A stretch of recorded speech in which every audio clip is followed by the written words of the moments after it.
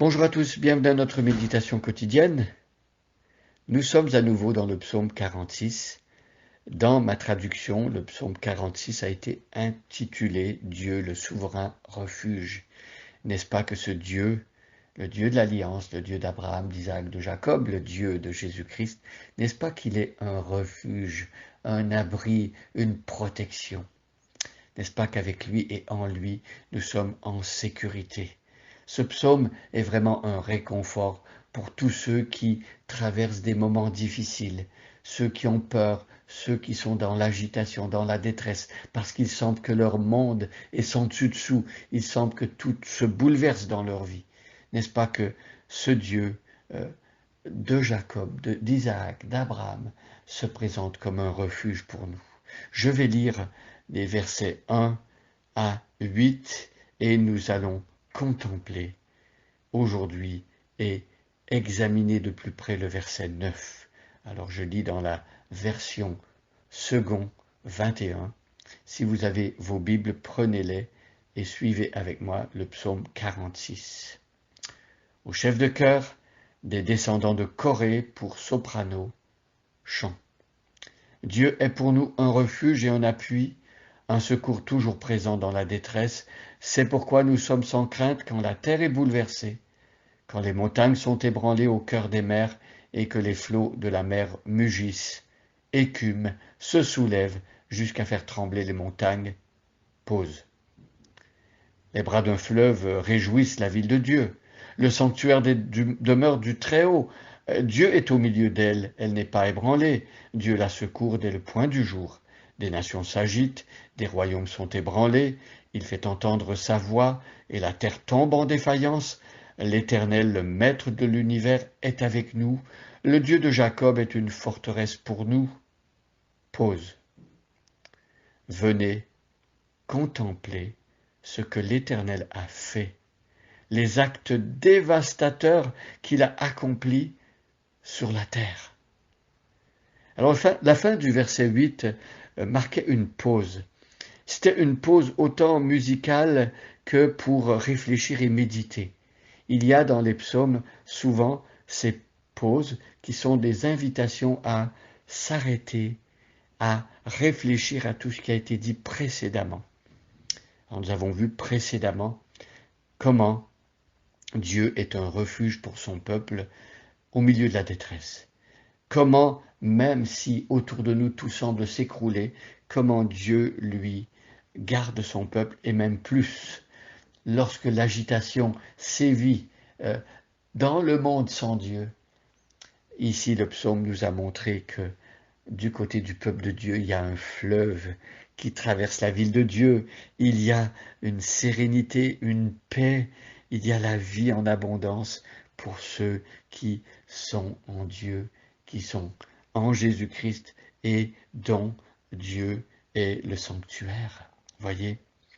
Alors au verset 7 et 8, nous avions revu ces agitations qui existent et qui sont réelles dans notre monde, des royaumes qui sont ébranlés. C'est un résumé de l'histoire de l'humanité, de l'agitation et des royaumes qui se sont ébranlés et qui se sont écroulés. Et ici, c'est comme si le psalmiste nous avait fait voir l'intervention de Dieu au fil de l'histoire.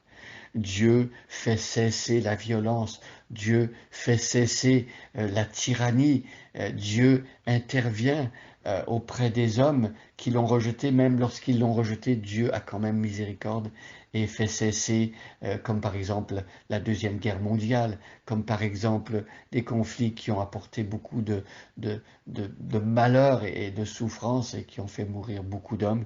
Dieu intervient.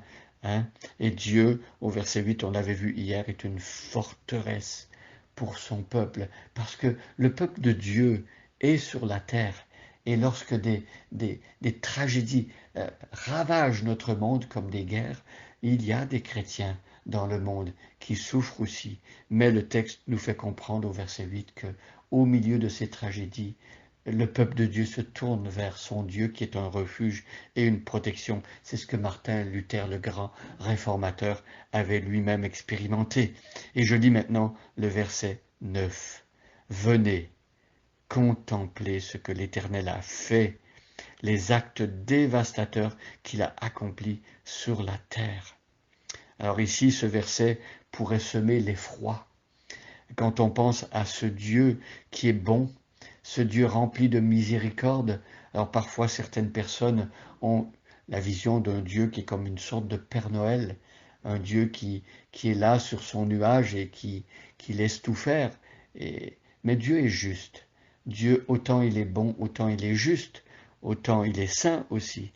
Et Dieu sait à quel moment il doit intervenir dans l'histoire de l'humanité. Et il fait des actes dévastateurs sur la terre. Il accomplit ce genre d'action pour faire cesser l'injustice et la violence. Dieu est prêt à faire cela. Et Dieu le fait. On remarque dans l'histoire de l'humanité toutes sortes de choses qui se passent et nous n'arrivons pas à comprendre pourquoi à tel moment, par exemple, tel fléau, tel malheur frappe. Et il faut bien comprendre que le malheur qui frappe à tel ou tel endroit n'est pas le résultat d'un péché particulier, d'une personne en particulier. Jésus avait bien dit, lorsque la tour de Siloé était tombée sur des hommes, Jésus, peut-être ses disciples lui avaient demandé, est-ce que ces personnes étaient plus coupables que les autres pour voir un malheur comme ça s'abattre sur eux? Jésus avait bien fait comprendre que eux n'étaient pas plus coupables que les autres à côté, mais Jésus avait dit à ses disciples qui l'écoutaient, si vous ne vous repentez pas, vous périrez tous également. Tout ça pour dire que parfois, oui, des malheurs arrivent sur la terre pour qu'on puisse s'arrêter et que Dieu ait notre attention, pour qu'on puisse se rendre compte que Dieu n'aime pas la façon dont notre monde vit. Il n'est pas d'accord avec toutes les injustices, tous les crimes, toute l'immoralité ou toutes les choses qui vont à l'encontre de sa parole. Dieu nous rappelle périodiquement que il est le maître, il est saint et il n'aime pas ce genre de vie. Et il intervient, et dans notre texte ici, il intervient parfois par des actes dévastateurs afin qu'on le craigne. Et ici, il est question d'une crainte qui va respecter, qui va avoir de la révérence vis-à-vis de Dieu. Une crainte qui va vouloir remettre en question le style de vie, la façon de vivre. Et c'est bien ce que Dieu veut que l'on fasse aujourd'hui. Venez contempler ce que l'Éternel a fait. C'est une invitation à s'arrêter et à examiner la vie telle qu'elle est, l'univers, le monde tel qu'il est, et les événements de notre époque, pour comprendre que Dieu agit, que Dieu accomplit certains actes dévastateurs, pour que l'on puisse comprendre qu'il est là. Non, Dieu n'est pas absent de tout ce qui se passe dans notre monde, même si parfois on aurait l'impression que c'est le cas. Dieu est là et Dieu veut nous faire comprendre qu'il y a lieu de se repentir, qu'il y a lieu de se tourner vers lui. Si vous ne vous repentez pas, vous périrez tous également. Des actions dévastateurs de Dieu dans le monde sont un appel à la repentance, un appel à considérer la sainteté, la grandeur de Dieu et de revenir à lui par Jésus-Christ. Bonne journée à chacun et à chacune et soyez bénis.